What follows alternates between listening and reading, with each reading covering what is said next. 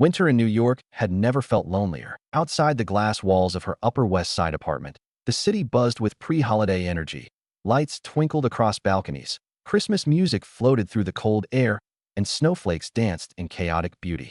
But inside, Anna and Gwen sat still by the window, cradling a lukewarm mug of coffee, eyes distant. At 29, she had everything most women were told to chase. A high-ranking role as creative director at a luxury fashion brand, a beautifully furnished apartment with floor-to-ceiling windows, and a handsome, accomplished husband. Ethan Tran, CEO of a booming tech startup. To the world, she was living a dream. But the truth? She and Ethan were married by contract. Nothing more. 2 years ago, she signed an agreement that would have sounded absurd to anyone else. Marriage contract. Term: 2 years. No emotional involvement. Separate bedrooms. Appear together at public events as a couple. Full discretion regarding arrangement. No love. No strings. Just mutual benefit. Anna needed to get her mother, living back in Vietnam, off her back about being an old maid. Every video call ended the same way. When will you give me a wedding to attend? A grandchild to hold. Ethan needed to present stability to investors as he prepared to take his company public. A married man, in the eyes of some venture capitalists, meant maturity, responsibility. It was an exchange of image, not affection. And for the past 21 months, it had worked. No scandals, no cross lines. But now, with 3 months left, Anna had begun to feel something she wasn't supposed to. Restlessness, and maybe sadness. That evening, she stayed late at the office. The studio was quiet except for the sound of her assistant, Jamie, packing up her things. Hey, Anna, want me to order dinner for you? Thai. Sushi. Jamie offered, standing at the door with a concerned look. Anna shook her head gently, eyes fixed on a draft for the spring campaign. No thanks. Go home. You've stayed late enough. Jamie hesitated. Okay. Oh, and by the way, you and Ethan are in the Harper's list this month. Top 10 power couples in NYC. Want me to post it on our brand socials? Anna gave a soft smile that didn't quite reach her eyes. No need.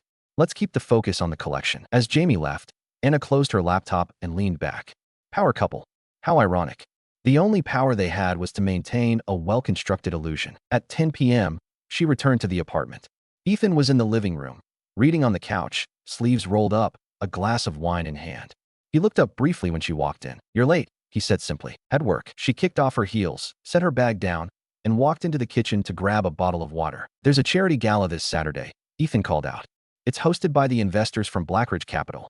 I need you there. Anna paused. You know I hate those events. You agreed to public appearances, he reminded her, voice even. This one is important. She said nothing. He didn't press. This was their rhythm. Cold facts, zero emotion. Fine, she replied after a long pause, then walked toward her bedroom. Good night. Later that night, lying in her bed surrounded by silence, she opened her phone and scrolled through the article Jamie mentioned. There it was, her and Ethan in formal wear, arms linked, both smiling that calculated smile. Ethan Tran and Anna Nguyen, the perfect modern couple, tech meets fashion. Quiet, elegant, and unshakably composed. She clicked on the video clip embedded in the article. In it, Ethan answered a question from the press about marriage. We respect each other. We support each other's careers. That's what keeps us strong. A politically correct answer. It wasn't a lie, but it wasn't the truth either. She turned off the phone and stared at the ceiling. Saturday arrived with snow on the sidewalks and warmth in the ballroom. The charity gala was held in a restored hotel in Soho, dripping in chandeliers and clinking with champagne flutes. Anna arrived in a sleek black dress, her hand gracefully placed on Ethan's arm. Photographers flashed as they entered. Mr. and Mrs. Tran. Over here. They smiled. They posed. They danced once. Enough for the press. It was all part of the script. But during the dinner, things went off script. Ethan's mother, a poised woman with sharp eyes and a sharper tongue, approached them. You two have been married nearly 2 years, she said casually. When will I hear about a baby on the way? Anna's heart skipped. She felt the sting of discomfort crawl up her spine. Ethan, ever composed, placed a hand over Anna's and replied smoothly. We're working on it, Mom. Things are just busy right now. His mother arched a brow, but didn't press further. She moved on, satisfied enough for the moment. Anna turned to Ethan, her voice low. Don't say things like that. He didn't look at her. It's what she wanted to hear. It's a lie. So is this marriage. There it was. The truth neither of them ever said out loud. It landed between them like glass shattering on tile. That night, they sat on the balcony, each with a drink, the city stretching out like an endless maze of lights. I'm tired, Anna admitted. Her voice was small. Ethan didn't respond right away. Then, tired of pretending? She nodded. We have 3 months left, he said. After that, we dissolve it. Quietly, cleanly. She looked at him, searching his profile in the dark. And then, you go your way. I go mine. That was always the plan. She nodded again. But for the first time, the thought of it didn't bring relief. It brought something closer to grief. Anna rarely dreamed, but when she did, they were vivid, painfully so. That night after the gala, she dreamed of a younger version of herself standing in the rain, suitcase in hand, watching a man walk away without turning back. No words, no goodbye, just silence. She woke up with a hollow ache in her chest and the strange urge to cry. The next morning, she brewed strong coffee and sat at the marble kitchen island, scrolling through emails. Ethan walked in, shirtless, towel slung over one shoulder. He was always disciplined. 6 a.m. workouts, green smoothies, news briefings before breakfast. Their eyes met briefly. He nodded. Morning, morning, she replied. He poured himself water, chugged it, then reached for his supplements. Dinner with investors tonight, he said. You don't need to come. She glanced up. I thought public appearances mattered. This one doesn't. It's just numbers. Anna was almost disappointed. She quickly shook off the feeling. I have a design review late anyway, she said, hiding it behind her coffee cup. They said nothing else. Just two people sharing a kitchen and a silent agreement. Don't get personal. But boundaries had a funny way of shifting, especially when hearts weren't made of steel. That week, Anna got sick. A high fever hit her after an exhausting client trip to Chicago. She returned home late Friday night, pale and shivering. She collapsed into bed without changing. At 2 a.m., she woke up to a hand on her forehead. It was Ethan. You're burning up, he muttered, his voice low, surprisingly gentle.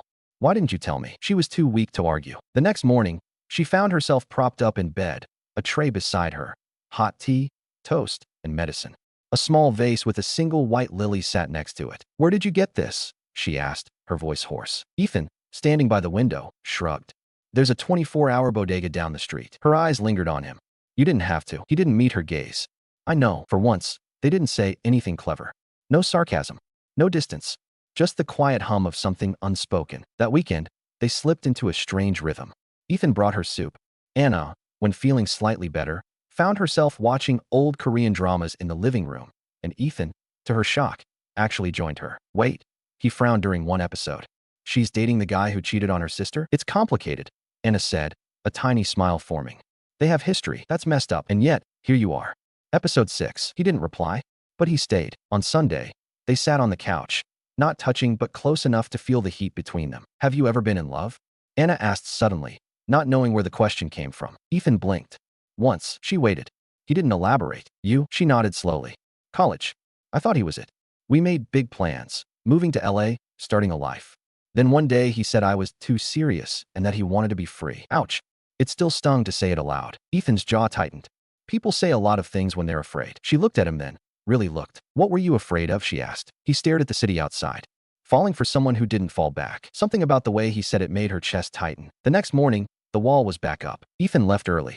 Anna received a polite note. Meeting in Palo Alto. Back late Wednesday. She should have felt nothing. Instead, her apartment suddenly felt colder. On Tuesday, while organizing a digital archive of old campaign shoots, Anna came across a forgotten file. Photos from 2 years ago, the shoot where she first met Ethan. He had come in to consult on a wearable tech collab. Everyone had whispered about him. Brilliant. Ruthless. Single. In the photos, she caught one where he was looking at her. Not at the camera, not at the designs, at her. She couldn't tell what the look meant then. She wasn't sure she could now, but something in her shifted. Maybe the contract had never been the only thing between them. Maybe there was something else neither of them dared to name. The email came on a gray Wednesday afternoon. Subject, Lunar New Year family dinner. From Ethan Tran. Message, my parents are hosting a dinner in San Jose next weekend. Family only. They expect you to be there. I'll book your flight. Anna stared at the message for a long time. No, please. No, would you mind? Just obligation. She sighed and typed back. Got it. Let me know what I should wear. The following Friday, they boarded the same flight, but sat in separate rows. It was how they did things, together in public, apart in private. When they arrived at his parents' home, nestled in a quiet, well-kept Vietnamese-American neighborhood in San Jose, everything felt perfectly curated.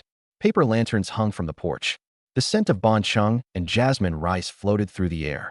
Children ran through the backyard, chasing one another with sparklers. Anna stood beside Ethan as relatives filed in, all smiles and questions. You're even prettier in person, an aunt gushed. Have you two thought about kids yet? Another one asked. Ethan smiled. One day soon. Anna nodded, cheeks aching from forced warmth. One cousin pulled her aside in the hallway. You're so lucky.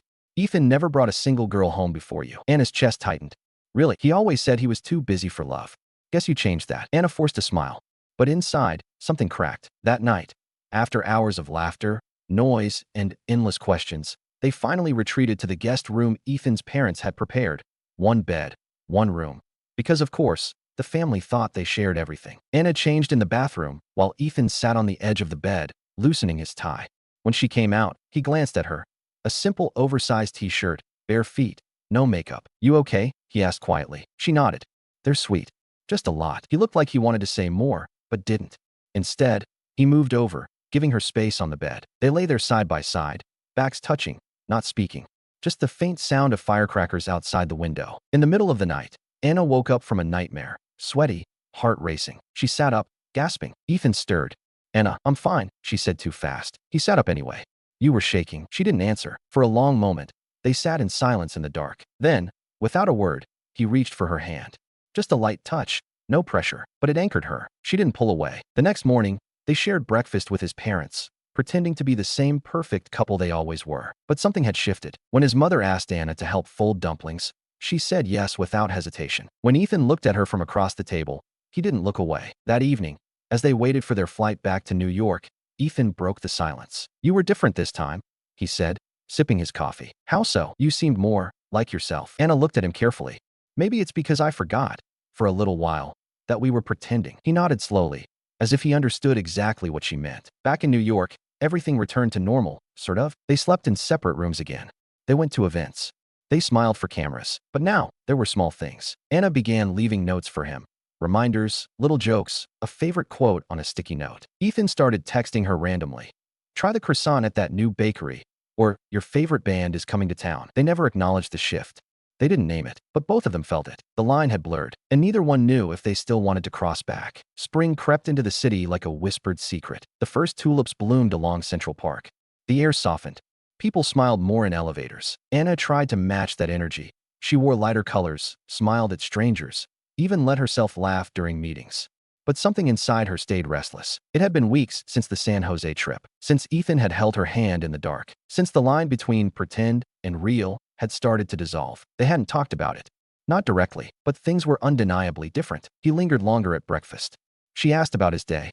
They moved more like a couple who shared something real, if only in the quietest ways. Then, one Tuesday afternoon, he walked into her office. Anna was halfway through reviewing a mood board when her assistant buzzed in. "Sorry to interrupt," Jamie said through the intercom. "There's a visitor asking to see you. He says he's an old friend. Name's Daniel." Anna froze. Her heart skipped. Daniel Vu, her first real love, college boyfriend. The man who once promised her forever and then vanished with a casual, "I just need to figure myself out." She hadn't seen him in 7 years. "Send him in," she said before she could think better of it. The door opened, and there he was, tall, charming as ever, with that same crooked smile that had once made her fall too fast. "Anna," he said softly. "Daniel," she replied, standing but unsure what to do with her hands. "I was in town, thought I'd drop by. How did you even find me?" He grinned. "Google. You're kind of a big deal now." She laughed once dry. "Yeah, well, people change." He nodded. "I see that. Look at you. Successful, stylish, married." Anna's chest tightened. "Yeah, married." There was a pause, one that stretched too long. "I always regretted how we ended," he said suddenly. She blinked. "Why are you here, Daniel?" He took a step closer. "Because I never stopped thinking about you." That night, Anna sat on the couch, glass of wine in hand, mind spinning. She hadn't told Ethan. She didn't even know why she hadn't. It wasn't guilt. Not exactly. She hadn't done anything wrong, but the memory of Daniel's words haunted her. "You were the one who got away." A knock interrupted her thoughts. "Ethan." "Hey," he said, stepping inside. "Everything okay?" She hesitated. Then, "My ex showed up today." Ethan froze mid-step. "Daniel," she added. "From college." He sat down across from her. "What did he want?" Anna shrugged, swirling the wine. "Closure, maybe. A second chance. I don't know." Ethan was silent for a moment. Then, "And what do you want?" She looked up sharply. "I don't know." The honesty in her voice startled both of them. He nodded slowly. "You don't owe him anything." "He's not the problem," she said quietly. "The problem is, I don't even know who I am in this marriage anymore." He looked at her, something flickering in his eyes. "You're Anna. The same woman who can walk into a room and own it. The woman who tells the truth, even when it costs her." She stared at him. "Ethan," but the words caught in her throat. Because suddenly, she didn't want to talk about Daniel. She wanted to ask why Ethan had memorized that about her. Why he noticed the little things. Why his opinion mattered more than it should. A few days later, Daniel texted her, "Dinner? Just one. As friends." Anna didn't respond right away. She found herself staring at Ethan across the kitchen one night, wondering if he would care. But he beat her to it. "Are you going to see him?" She blinked. "What?" "Daniel. Your ex." "I haven't decided." He nodded, but there was tension in his jaw. "You don't get to be jealous," she said quietly. This isn't a real marriage, remember? He looked up then, and something in his voice broke slightly. Yeah, I remember. The next night, she met Daniel for dinner. It was simple. A downtown bistro, soft jazz playing. He talked about his life, his regrets, how he had traveled through Southeast Asia, how every woman he dated after her felt like a comparison. You were always the standard, he said, hand brushing hers. Anna pulled back, gently. I loved you once, she said softly. But I'm not the same girl. And you're not the same guy. He looked wounded. So that's it. She gave him a sad smile. Some things end for a reason. When she came home that night, Ethan was in the living room, scrolling through his phone, pretending not to wait for her. I didn't sleep with him, she said bluntly. He looked up, startled. I know, he said. Silence stretched again. Then Ethan stood and walked over, stopping just a foot away from her. I don't know when this stopped being just a deal, he said, voice low. But somewhere along the way, I started caring. Her breath caught. So did I, she whispered. And there it was. No kiss. No dramatic music. Just two people standing in the ruins of a fake marriage, discovering it might be real. The rain started just after midnight. Soft. Relentless. The kind that blurred the city skyline into watercolor. Anna stood by the window, arms wrapped around herself. Her reflection looked unfamiliar. Eyes wide open. No armor. No smirk. Just her. Behind her, the apartment was quiet. Ethan had said those words hours ago. Somewhere along the way, I started caring. She hadn't answered. Not properly. Now, she didn't know how to. The next morning, neither of them mentioned it. They moved like careful dancers around the apartment, brushing past each other in the hallway, offering coffee, exchanging polite good mornings that were too light to carry the weight between them. At noon, Anna walked into the living room to find Ethan on a call. He glanced up as she entered. Give me 5, he mouthed, and gestured toward the sofa. She sat, waited, listened. His voice was calm but sharp, weaving numbers and strategy with ease. It reminded her of how much control he usually had, how steady he always seemed. But today, something in his tone was softer, less guarded. He hung up. She turned to him. You sound different. He raised an eyebrow. How so? Less bulletproof. He smiled faintly. Maybe I'm just tired. But they both knew it wasn't just that. That evening, she made dinner for the first time in months. Nothing fancy, just pasta with garlic, lemon, and Parmesan. She didn't know what possessed her. Maybe the rain, maybe the silence, maybe the need to do something real. Ethan came in halfway through. You cooked? She nodded. Figured it was time one of us did something domestic. He stepped closer, picking up a stray basil leaf and twirling it between his fingers. Is this your peace offering? He asked. She met his gaze. It's something. They ate in quiet. No music, no TV, just forks scraping ceramic, and two people pretending not to look at each other between bites. Later that night, Anna found herself lingering by his door. For weeks, they'd returned to separate bedrooms without question. Now, she hesitated. She knocked lightly. Ethan. He opened it almost instantly, like he'd been waiting. Can I? She began, then stopped. I don't know what I'm asking. He stepped aside. Come in anyway. The room smelled faintly of cedar and clean laundry. Simple. Uncomplicated. Unlike her thoughts, she sat at the edge of the bed. He sat beside her, their shoulders brushed. I've been thinking, she said, about how easy it was to fake everything in the beginning. Because we didn't care. Exactly. A pause. And now, he asked. I don't know how to stop caring, she whispered. The air shifted. He turned toward her, but didn't touch her. You don't have to. And that was it. The unraveling of months of pretending. A contract built on control slowly dissolving into something far messier. Real. He leaned in first. Not forceful.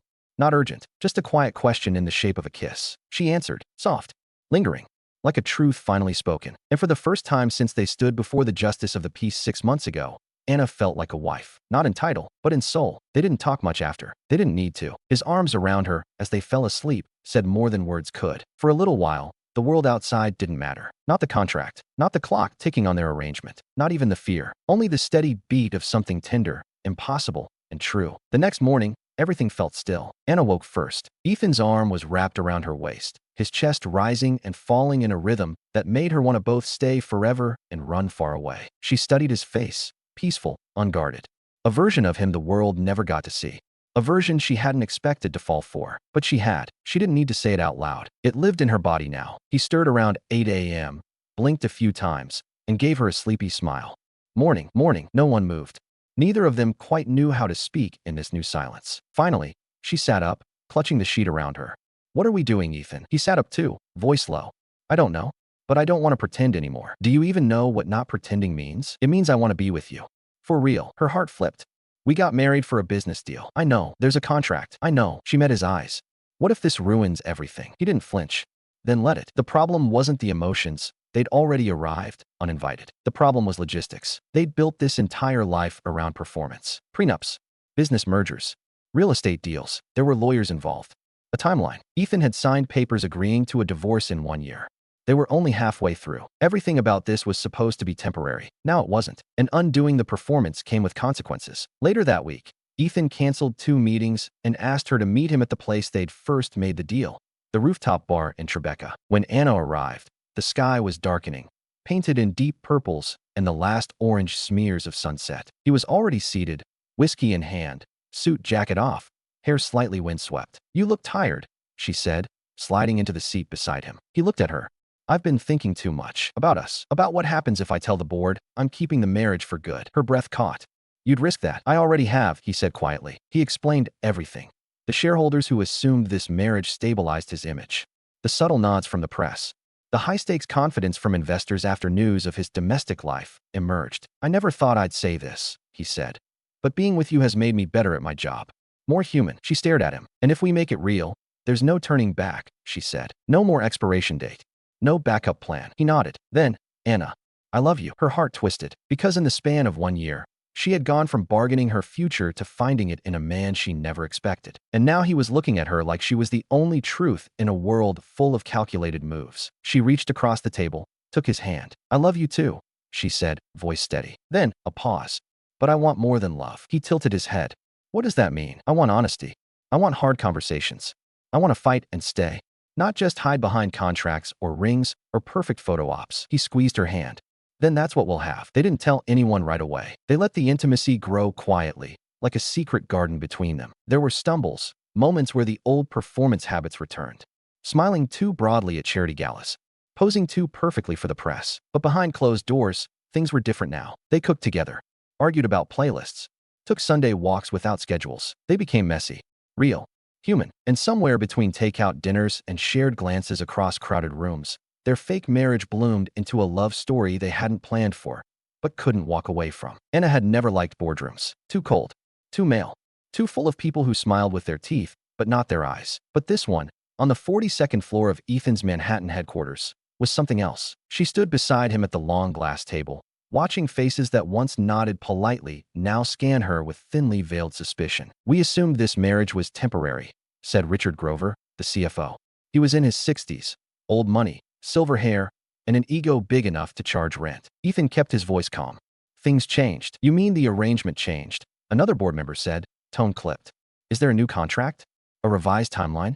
Or is this just another phase in your PR strategy?" Anna stiffened. "This is personal," Ethan replied firmly. The room went quiet, but it wasn't just personal anymore. It was also public and political. Later that evening, Anna sat alone in a car outside Ethan's building, watching city lights blur through the glass. The conversation kept echoing in her head. "We backed your leadership because of stability. If the foundation shifts, the trust does too. What happens when the marriage falls apart in 6 months?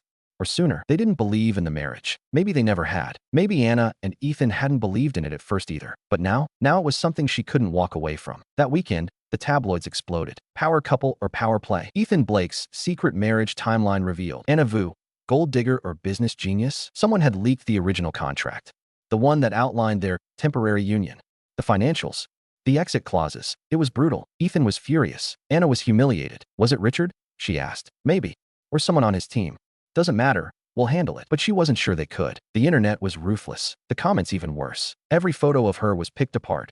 Her clothes, her smile, her background. Why would a billionaire marry a fashion consultant? She trapped him. This was never real. It made her want to disappear. That night, she packed a bag. Not to leave permanently. Just space, air, room to breathe. Ethan came home to find her zipping her suitcase. He stopped in the doorway.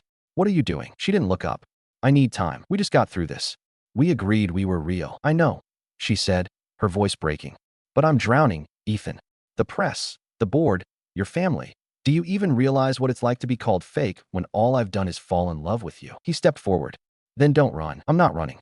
I'm surviving." Silence. Then softly, almost painfully, "Will you come back?" She met his eyes. "I don't want to leave. I just need to remember who I am without all this." He nodded once. Didn't try to stop her. That made it worse. She stayed with her best friend, Maya, in Brooklyn. No headlines. No photographers. Just takeout and bad TV and crying into wine glasses at midnight. "He loves you," Maya said gently one night. "I know," Anna whispered. "But loving someone isn't always enough.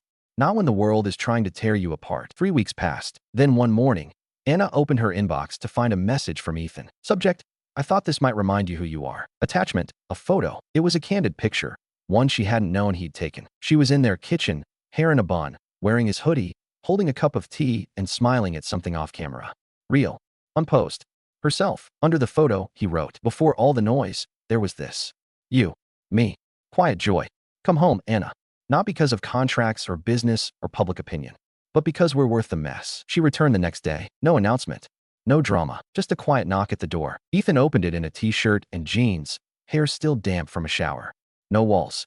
No mask. I missed you, she said simply. He pulled her in without a word. And for the first time in weeks, she could breathe again. Love, Anna realized, was not about being liked. It wasn't about being believed. It was about standing your ground when the world said, you don't belong here. She had spent the last few weeks hiding, ashamed of her past, their beginning, their contract. But now, standing beside Ethan on the terrace of their apartment, a quiet summer wind brushing her skin, she felt something shift inside her. Resolve. We need to say something, she told Ethan over breakfast the next morning. He looked up from his laptop. To who? To everyone. The press. The board. The world. He studied her. You sure? She nodded. I don't want to live in defense mode anymore. Ethan leaned back in his chair. Then we do it our way. Unapologetically. He smiled. God. I love when you talk like that. They crafted the statement together. No PR firm, no lawyers, just two people, side by side, telling their truth. They didn't give every detail. Some things were just for them. But they explained the beginning, the shift, and the choice to stay. Anna wrote the last line herself. What began as a contract became something rare, love. Not because it was perfect, but because we stopped asking for permission to feel it. They posted it one morning at 8 a.m., a joint statement on both their social media accounts, followed by a photo. It was taken in their kitchen. Casual. Candid. Ethan barefoot, Anna in a hoodie, both laughing mid-conversation. Real. Within an hour, the post went viral. There was judgment. Of course there was. But there was also something else. Support. Hundreds of messages poured in. This feels honest. I didn't believe it before. Now I do. Love comes in all shapes. This one looks strong as hell. At the next board meeting, Ethan walked in holding Anna's hand. Not for optics. Not for show. Just because he could. The room quieted. Then Richard Grover cleared his throat. Is there anything you want to add to this public display? Ethan didn't let go of Anna. Just this, he said. We're not asking for your permission. We're asking for your respect. And then he sat. No one challenged him after that. That night, Anna got a call from her estranged mother. They hadn't spoken in over a year. Not since the wedding announcement. She hesitated before picking up. Mom, a pause. Then, I saw the photo, her mother said. You look happy. Anna sat down slowly. I am. Another pause. I wasn't sure at first, her mom said carefully. But he looks at you like he'd set the world on fire to keep you safe. Anna smiled. He would. Her mother exhaled, almost laughing. Then that's all I need to know. That weekend, Ethan surprised her. They drove out to a small lake upstate, where no one knew their names. No photographers, no board members, just trees, silence, and water so still it looked like glass. He built a fire. She made terrible coffee. They kissed under stars. They danced barefoot in the morning dew. And in one unguarded moment, Ethan whispered, you were always the realest thing in my life. She kissed him hard, because no matter how they started, paper, contract, strategy, this love was earned, chosen, defiant, and completely, beautifully theirs. It came in a sleek black envelope, gold lettering, heavy cardstock, subtle enough to feel elegant, cold enough to feel final. Invitation, the 20th Annual Blake and Partners Gala, honoring Richard Grover's retirement. The irony wasn't lost on Anna. The man who once tried to unravel her marriage was now the centerpiece of a party she and Ethan were expected to host. You don't have to go, Ethan told her, reading her face. Yes, I do, Anna said quietly. Why? Because I want to look him in the eye. I want him to see that I'm still here. The night of the gala, Anna wore deep crimson. Not red like danger, red like certainty. The dress was smooth satin, open-backed, sculpted perfectly to her body. Ethan couldn't take his eyes off her. You realize, he said as he offered her his arm. If you walk in like that, no one will be looking at the guest of honor. Good, she smiled.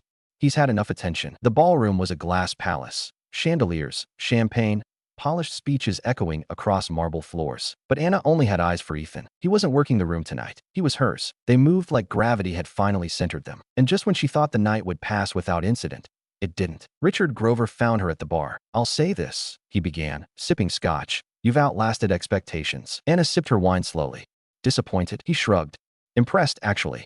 Though I suppose now I'll never know whether it was strategy or sincerity. Maybe it was both, she said, voice cool. Still, he added, it's quite the fairy tale, isn't it? The billionaire and the girl from nowhere. She leaned closer. I'm not from nowhere, Richard. I'm from fire. And I'm still standing in it. Later that night, as the music softened and guests began to leave, Ethan pulled Anna onto the balcony. The city glowed below. "You handled him like a queen," he murmured. She smiled against his chest. "I almost feel sorry for him." Ethan laughed. "Almost." She tilted her face up to his. "There's only one thing left to do." He raised an eyebrow. "And what's that?" She paused. Then, softly, "Ask me again." His eyes searched hers. "You mean, ask me to marry you again? Not for business. Not for convenience. For love." The wind stilled. Then, without hesitation, Ethan dropped to one knee. No ring, no cameras, no witnesses, just them. "And a voo," he said, voice rough with emotion. "Will you marry me? For real this time?" Tears welled in her eyes. "Yes," she whispered.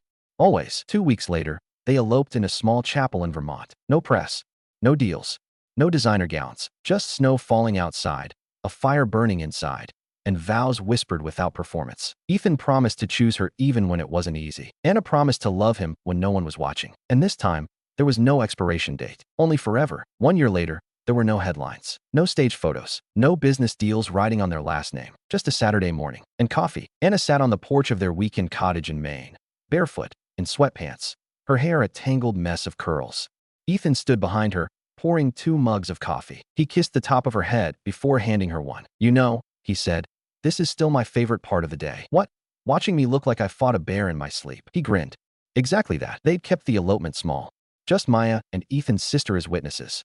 No press, no family drama, no $1 million venue. And afterward, they didn't announce it. They just lived. There were no interviews, no brand deals, no posts to cure it. Instead, there were Sunday pancakes, grocery trips, occasional fights over closet space. They argued more freely now, not because they were unhappy, but because they finally knew how to stay. They weren't holding onto a fantasy. They were building a life. Anna had opened her own consulting studio in the West Village, a modest space filled with sunlight and bold fabrics.